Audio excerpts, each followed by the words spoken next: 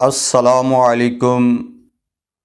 آپ اس وقت دیکھ رہے ہیں میرا YouTube channel Imran CM18 official.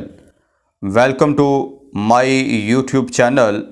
ہم اس چینل میں آپ کو سکولز کے متعلق، اساتذہ کرام اور پینشنر کے متعلق تمام آگاہی پرووائڈ کرتے ہیں۔ ہماری آج کی یہ ویڈیو پینشنر یعنی ملازم کے وفات کے بعد کن کن لواحقین کو پینشن مل سکتی ہے، یعنی تقسیم کا طریقہ کار آج بیان کریں گے کہ کن کن افراد کو پینشن مل سکتی ہے۔ پینشنر کے وفات کے بعد سب سے پہلی ترجیح بیوہ ہے، یعنی اس کی بیوی کو تا حیات پینشن ملے گی۔ دوسری ترجیح نابالغ بیٹا ہے تو بالغ ہونے تک اس کو پینشن ملے گی۔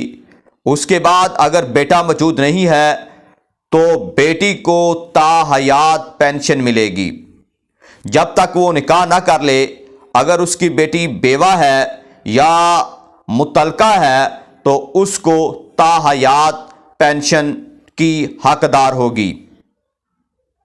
اگر یہ بھی افراد موجود نہیں ہیں تو بہو کو 10 سال تک پینشن مل سکتی ہے، یعنی 10 سال تک وہ اس کی حقدار ہوگی۔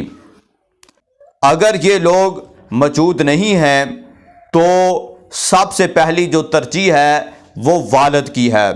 والد کو تا حیات پینشنر کی پینشن ملتی رہے گی۔ اگر والد بھی موجود نہیں ہے تو اس کے بعد دوسری جو ترجیح ہے وہ والدہ ہے۔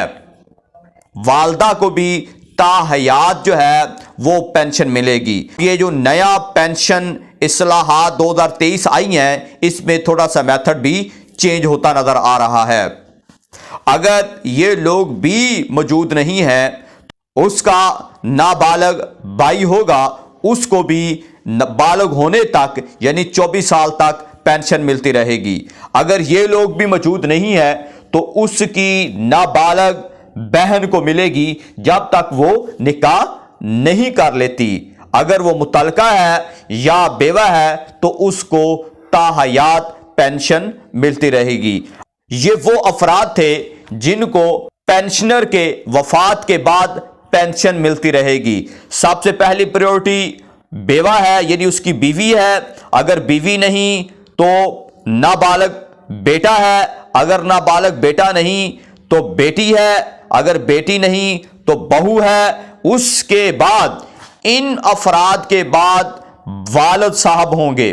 اگر والد صاحب موجود نہیں تو والدہ ہوگی۔ اگر والدہ اوپر والے مدرجہ بالا افراد نہیں ہیں تو اس کے بعد بھائی کو ملے گی، اور وہ بھی شادی نکاح ہونے تک۔ اگر یہ بھی موجود نہیں تو بہن کو ملے گی۔ تو یہ وہ پینشنر کے لواحقین تھے جن کو پینشن ملتی رہے گی۔ ہمیں اپنی دعاؤں میں یاد رکھیے گا۔